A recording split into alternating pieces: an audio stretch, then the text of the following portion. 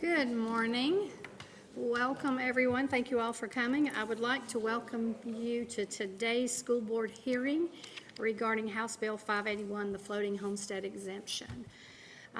The purpose of our hearings will be to present information on the implications of the floating homestead exemption and to hear public input on the school board's pending decision regarding its single opportunity to opt out of, as provided in the constitutional amendment H.R. 1022, the statewide adjusted base year-end ad valorem homestead exemption. This hearing provides an opportunity for community members to share their perspectives and insights. We're here to listen, learn, and work together to make informed decisions that will benefit our school district.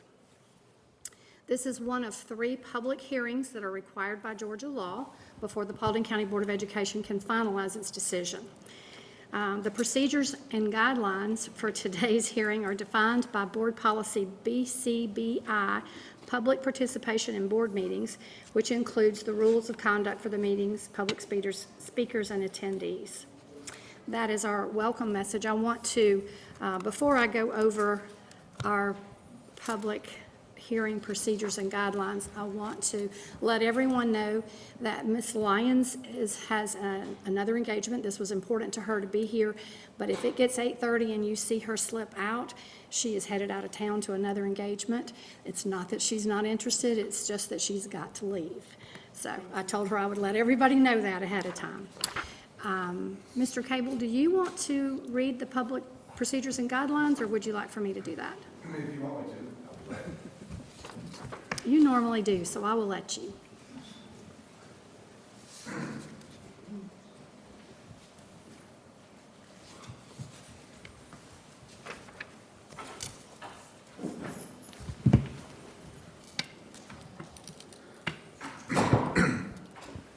All right, good morning, everyone.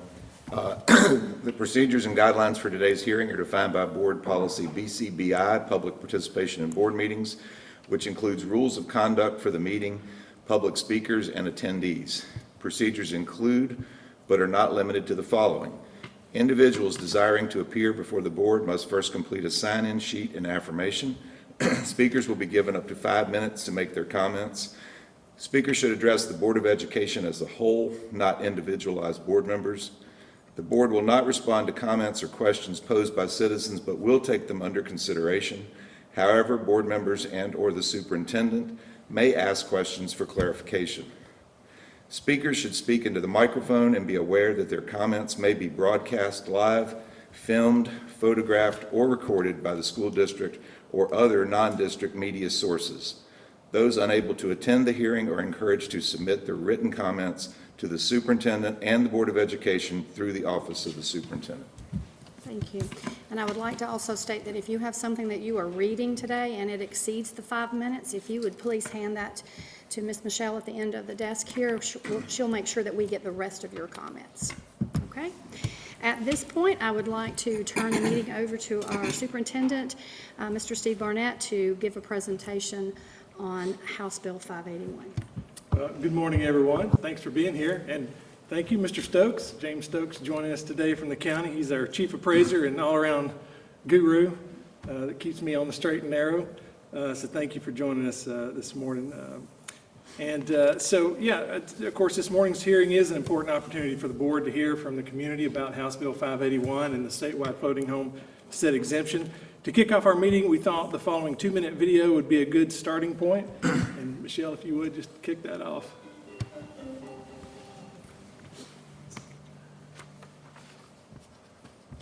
Hello, I'm Steve Barnett, Superintendent of the Paulding County School District.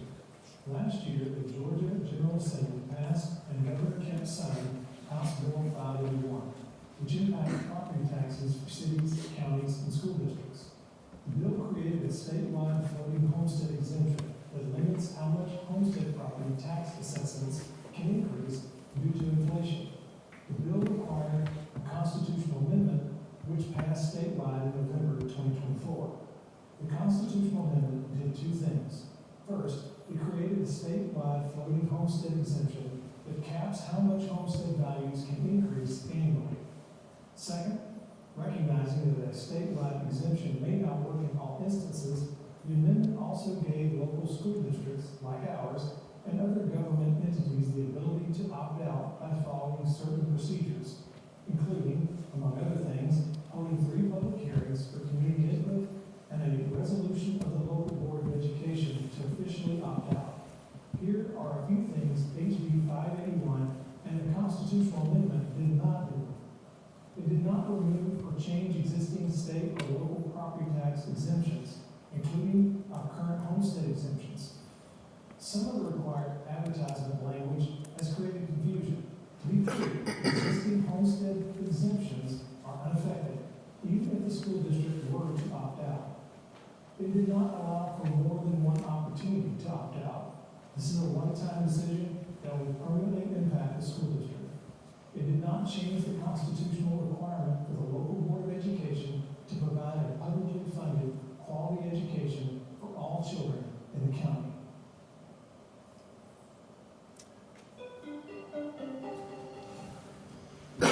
Thank you, Michelle, and thank you, Jay, for your communications team for putting that together. You didn't have a lot of talent to work with, so, but we showed you that as an example because there's actually a series of videos out there that Jay and his team produced to kind of talk through different components of House Bill 581. Of course, the primary purpose of the hearing this morning is to listen to your thoughts and ideas, but as we get started, we wanted to share some key points and show you where to access that information, and so that's what you see on the screen. That's just our web page, and then you'll see there on the right, public hearings. If you click on that, it takes you to all those videos and other resources. And we do that because it's such a complex topic, but also there's so much misinformation out there, especially on social media. So the introduction video is an example of that, the type of resources available on the website. So I hope you did notice those 3 points, which is probably one of the most, the most prevalent miscommunication or misinformation out there, and that is that this decision whether the board opts out of this floating homestead exemption or not has no impact on current homestead. That means if you receive the senior exemption, if you're 65 and you get half off, if you're 68 you get 100% off, it does not impact that at all. Either way, and even if you just have the standard $2,000 exemption, this does not impact that. And it's confusing because the language of the notification that we had to run, we didn't have any options on changing the language, said intent to opt out of homestead exemption. So, but it wasn't all homestead exemptions. It was just this one statewide floating homestead. So it doesn't mean all exemptions. The other thing is to note there is, again, it's a one-time opportunity to opt out, which is one of the complexities to this. It's going to permanently impact the school district. And so it's just important that the board makes an informed decision. And the other thing is that it is a statewide exemption. So that means it cannot be easily modified just because it doesn't work for Paulding County if we determine that that happens. So a couple other sources out there, videos, one of them is on eSplost because Georgia law actually prohibits the Board of Education from participating in the new property tax relief lost or local option sales tax that's referenced in 581. So there's a video about that. It's called The Potential Impacts to eSplost. Even though we can't participate in it, there still may be collateral damage to the school district because it could impact our eSplost. So they are related even though we can't participate in it. There's also a link to a comprehensive presentation we gave the board back on January the 14th. There's a copy of the press release and other things. In this presentation will be out there as well. And in the appendix, there's actually some examples for you on how it's calculated, because it isn't the easiest thing to understand. So we use the average home value in Paulding County that James provided for us, and it just gives you 2 examples, one without the floating homestead and one with the floating homestead next year, or in 26. And so you see that example, you see them side by side, the differences between the two at the average home value is about $60 a year, but we also have examples of the impact of the recent millage rate reductions that the board approved, which are about $172 reduction annually. So those are out there, along with an example again of the senior exemption, which is again probably one of the biggest misconceptions is it does not impact. If you have the senior exemption today, whether it's half or full, that will not change under any scenario. So we want to make sure we got that message out there. We also have 2 video resources on our website that explain how the floating homestead exemption does not consider the unique circumstances of Paulding County, or that the inflation index itself does not capture the impact of all the things outside the control of the school district. So here are a few points from those videos. If you click ahead there for me. So due to the extraordinary residential housing growth in Paulding County, which I know you guys are all aware of, and the composition of the county's tax digest, our school district is one of the largest, fastest growing, and low-wealth school districts in the state of Georgia. We have 32,000 students now.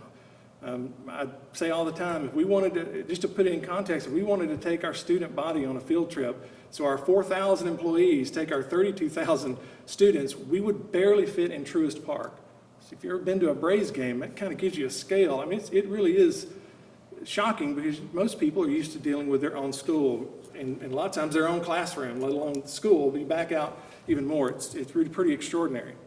But the board cannot control residential housing growth in Paulding County. We can only react to it as best we can. So over the past 5 years, our enrollment has grown 6.3%. You see it there on the left of that chart there. We are the 8th fastest growing school district in Georgia. Out of 180 school districts, we're also the 11th largest. The state average during that time period growth was 0. You see that right in the center. And then you see some other districts locally around us that have actually been losing enrollment during that period. So one thing just to remember, just to put in the back of your mind, is for every home, we gain around 1 student. When a new home you see pops up, it's technically 0.662, but we'll round up and say it's around 1 child for every home on average. Some won't have any children, some will have multiples, but on average it's about 1. Also, the Board of Education can't control the makeup of the tax digest or the limited commercial and industrial tax base in the county. So you see there on the screen, the top left, 86% of the digest in Paulding County comes from residential properties, compared to an average of 65%, the top right, across the state, or across our neighboring districts. So what that means is we are missing a major piece in our digest. In fact, it comes out to about 1/4 of the value of our digest is missing. And that's about $3 billion. That's what you see there in the center. But here's the thing, that problem is growing. Because other districts have a much larger, sorry, we're off a little bit there. Michelle, if you'll just go forward a little bit. A little bit more, a little bit more. A little bit more. I think you might have an older version. Yeah, keep going. Well, let's tell you what, try to back up. I think you're on slide 17, so that's pretty far ahead. Yeah, way back up to like maybe 5 or 6.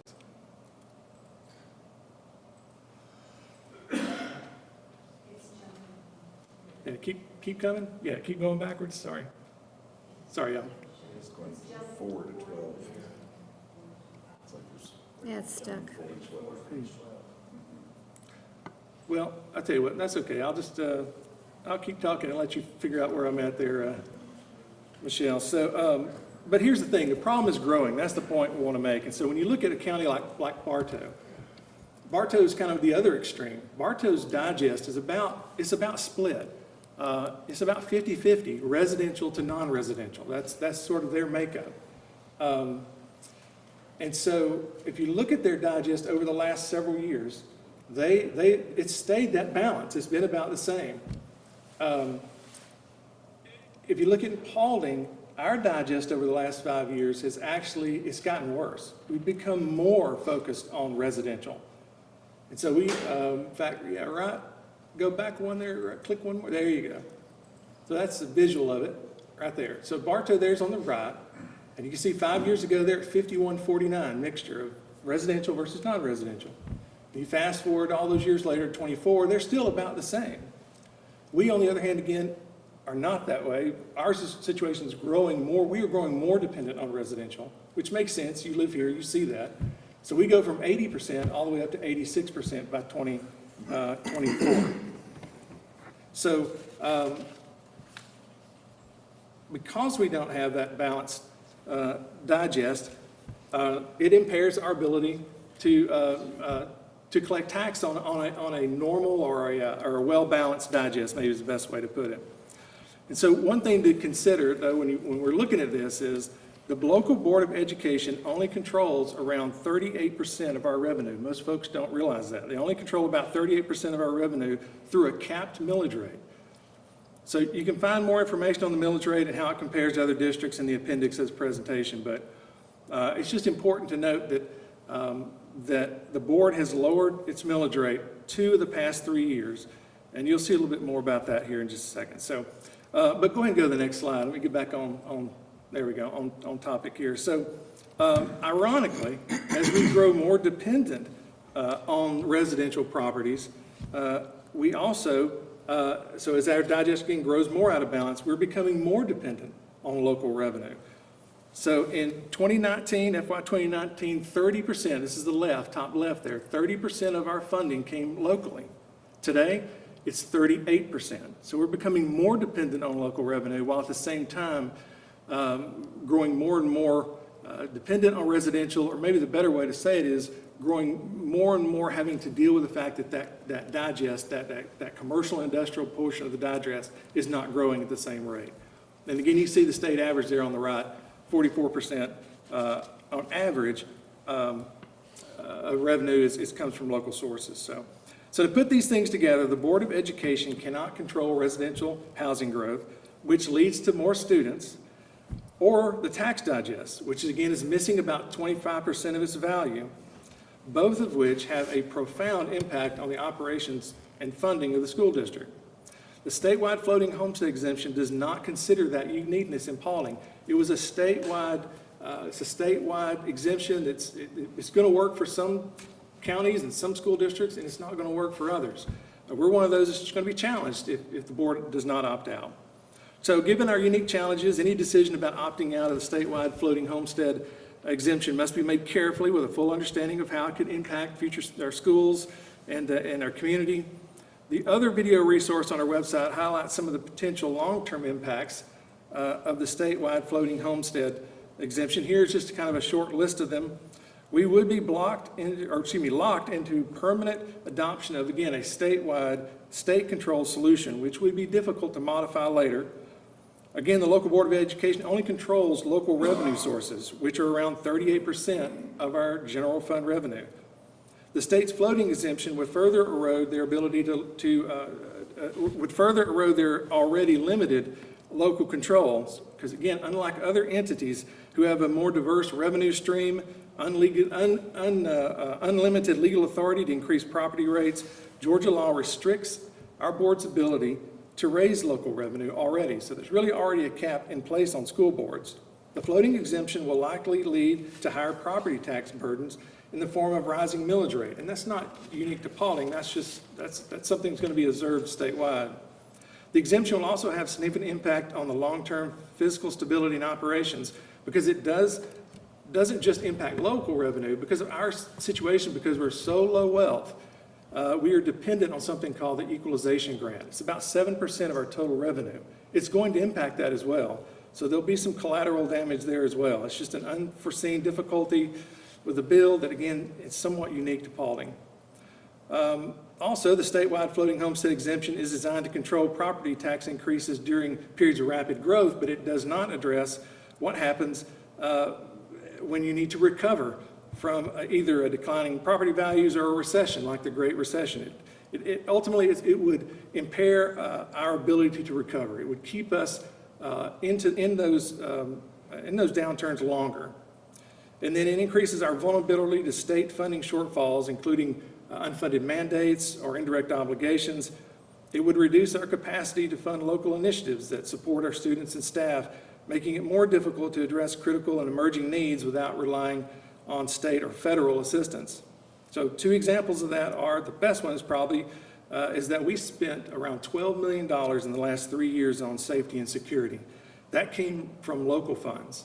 The state has funded $1.5 million this year, and it's now a part of our regular funding, and it's also provided some one-time security grants. So they have helped, but that $12 million came from local funds. And so that's just an example of a local initiative. And then another is we have to we have to maintain a competitive compensation. We sit next to a county that is a lot wealthier than Paulding, and so we have to somehow try to stay in the game with them when it comes to compensation. I think our culture is a deal maker for us, but there's a point where you get too far from your competing districts, and you start to lose some of your people. So I don't think we're there yet, but I think we better stay in the game for sure. So anyway, the statewide state-controlled inflation index there, I think almost to the bottom, that could be materially different, and is materially different than the inflation we experience here in Paulding County. And then the long-term and far-reaching impact of this 581 and this exemption really are unknown. The reality is that it just hasn't been vetted enough. So the truth is, we really don't know how the ultimate impact of this law, what that would be. And again, it's a statewide exemption, so we have the ability to change that is going to be very, very difficult. And then the final slide here just shows local revenue per pupil. And I just wanted to highlight again, because I mentioned the Great Recession just a minute ago. Over there to the left, that's the beginning of the Great Recession. That's going back just prior to that, and you'll see we're 25% lower than statewide average when it comes to local revenue per pupil. We're about 25% lower. If you go all the way over to the right, we're still about 23% lower. So we've kind of kept our place. We're still well below the average for the state when local revenue. You can kind of see how we went down there. But and of course, there's the anomaly of 23 and 24 there, which we're hopefully anomalies. This year's digest, 25, actually only went up 3.4%. But the thing I want to highlight to you is if you look at that whole chart there, that cycle of the Great Recession, the annual growth rate there through that cycle was only 1.2%. And what you're seeing there is the board made the decision years ago when we went into the Great Recession, we've talked about this a lot, to not adjust millage rates, to not raise the millage rate to soften the blow to the school district. We just took it the same way that our community did, and we had to make tough decisions, and now we've just been growing out of it. And that, but those 2 years, the anomaly years, definitely were a shock to the system. So one other thing just to mention quickly on the expenditure side, we have some information again in the appendix that shows how our expenses have increased. You're talking about local inflation, and also how our district compares to other districts in our spending. So one observation I was just going to make. Our expected increase in classified insurance as we build next year's budget, which is completely funded locally, will far exceed the 3.4% increase I mentioned earlier in local taxes this year. So it's just one example of the costs that the board has no control over, but we're going to have to figure out how to absorb. Things like bus purchases, fuel, safety and security, those costs will continue to rise at a rate that exceeds CPI. So again, if you would, please visit our website for more information. We've got all those videos out there, and today we want to hear your feedback. We're going to keep. We got folks here, and of course we can watch the video later, but they're listening out for frequently asked questions, things that come up that we can answer one way or the other, and we just want the information to be out there. The board will make a well-reasoned and educated decision. We're just a part of that. We want to make sure they understand. And part of that's listening to you guys too as well. So we're glad you're here this morning. All right, we are now at the point that you guys are most excited about. It's the public participation. If you have not signed in, I currently have a list of 4 individuals who have signed up to speak this morning, but if not, there is a clipboard at the corner. You can sign up if you would choose to speak. At this point, I would like to remind that Mr. Cable will be our timekeeper. Again, you have 5 minutes to speak. And if you're not finished at that point, you have something in writing, if you will hand that to Ms. Michelle at the end. At the corner, she'll make sure that we get the rest of your comments. So first up, I would like to ask Mr. Howard Waller to step to the podium. Remember to speak loudly, and you are probably on camera. Thank you for the opportunity to speak. I'm Howard Waller. I've lived in Paulding County and paid taxes here for 35 years.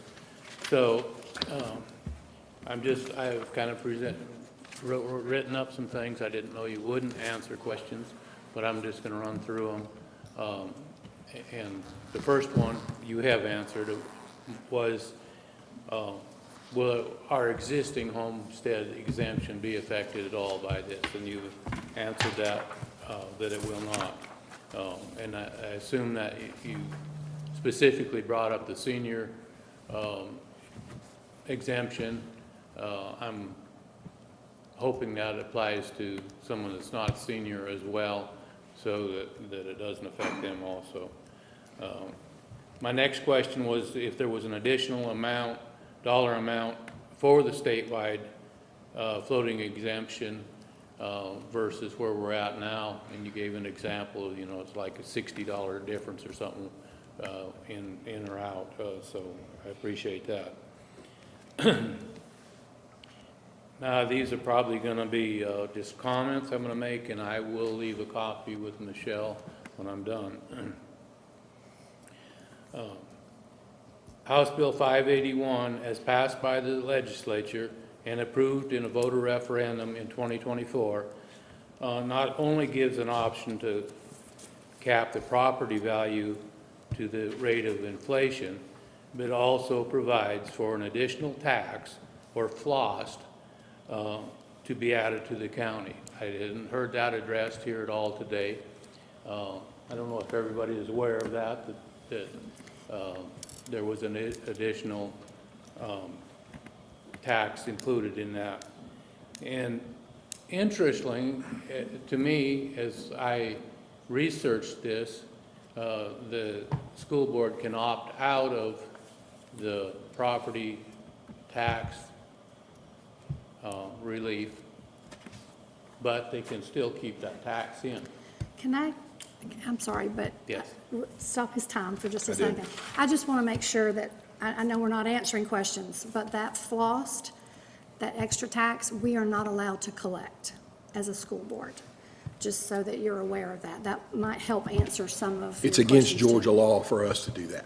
The county Cities and and the city can, but school systems are not allowed to accept that. Okay.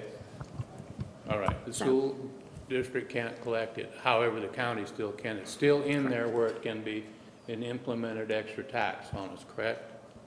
Yeah, Countywide. If you vote for it. If the Board of Commissioners opts into their portion of the bill, then they can go back before the voters and do a 1% splosh to make up the loss, which is what you're talking about. But it would make Paulding County's current sales tax go from 7 to 8%.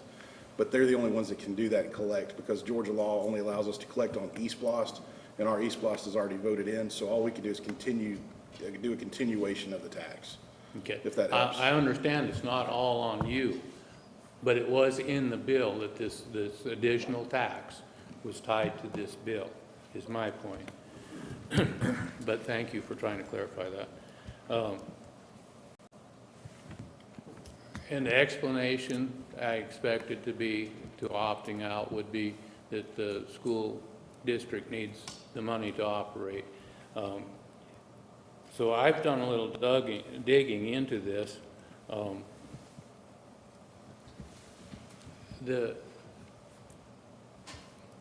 This exemption does not just cap the property value. It caps the property value from increasing more than the rate of inflation.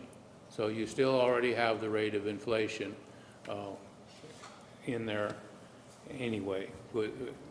So it doesn't totally cap your property value. So I did a little research on that about how much property values and stuff may be going up in Paulding County. And I went to the permit offices, and I had to go to about 3 different places to find the number of permits issued in 2024 in Paulding County. And there was 5,972 permits issued, and that was all types of permits, commercial, residential, plumbing permits, whatever. So they were a little hard to break out that way, but there was 1,315 new residential building permits issued. And I did a conservative average home cost of $300,000 on those 1,315 permits. That adds $394,500,000 to the tax base. or assessed value, let me put it that way, which will be taxed. Mr. Waller, you got about 1 minute. I'm just going Okay. to give you an. So there would be a lot of increased revenue coming from that. That does not even count the commercial stuff, which I can't put a value on. The only other thing I wanted to say, I don't think the meeting times and days are very conducive for working people to come and put their time in. I realized it was, the state put out what you had to do for meetings and stuff, and the 6 o'clock one might be better. But I kind of think that this is a exercise in futility for us, because by your own advertisement in the paper, and I'm going to quote, "The Paulding County Board of Education intends to opt out of the statewide adjusted base year ad valorem homestead exemption for Paulding County School District." So I think the decision has already been made, regardless of what everybody in this room's input may be. My final comment will be, I'm also disappointed in the state legislature for putting a bill through that we all voted, well, that was voted on and passed, and put a rider in it, as you might call it, that can negate what we voted on. I think that's wrong. Thank you for letting me speak, and I will leave a copy with Michelle. Thank you so much. Thank you, Mr. Ryder. I was going to, excuse me, Ryder. Thank you, Mr. Wallen. I was going to say two quick things. If the permit number, for example, that you mentioned, those permits, that would equate to about 4,000 new students for us. That's the challenge. That's that 0.662 or 3 per home. That'll be 4,000 students that we will have to absorb. And the other thing, the language of that has frustrated a lot of people. We had no control over the language of the advertisement, and it is confusing. I mean, it reads like, well, the decision's been made, but the decision is not going to be made until these guys pass a resolution, if they choose to pass it. So they've not made a decision, but we didn't have any choice but to print that exactly the way it was provided to us. It's very frustrating. Okay. Very frustrating. Thank you. Thank you. Next, we have Mr. James Griffin. You're going to listen? Okay. Next, we have Lynn, and I'm sorry, is it Carnell? I'm going to pass. I'm going to get on the website and get more educated about what's going on. Okay. All right. Mr. James? No? No? All right. Was that Jane that I'm assuming? Janice, I'm so sorry. All right, for those of you who have chosen not to speak today and are here just to listen and to gather more information, we do have 2 additional meetings that will be coming up Thursday morning at the same time here at 8 o'clock here in this location, and then next Tuesday evening at 6 p.m. again here in this location. I think. Yes, sir. Mr. Barnett, could you clarify one thing? Mine here is not the greatest, but I took it that there was 0.662 students per household as figured. Is it 1.662? No, sir, it is 0.662. Okay, Yeah. thank you. All right, again, Thursday, January 30th at 8 a.m., next Tuesday, February 4th at 6 p.m. are the 2 remaining hearings that will be held here at the Paulding County Board of Education. With that being said, we are ready to have adjourn. Do we vote to adjourn, or are we just You can make a adjourn? motion. I just want to see if anybody that didn't sign up. Is there anyone that did not sign up that wanted to speak? Just need a No. motion to adjourn. All right, can I get a motion to adjourn? So moved. Second. All those in favor? Thank you so much for being here today.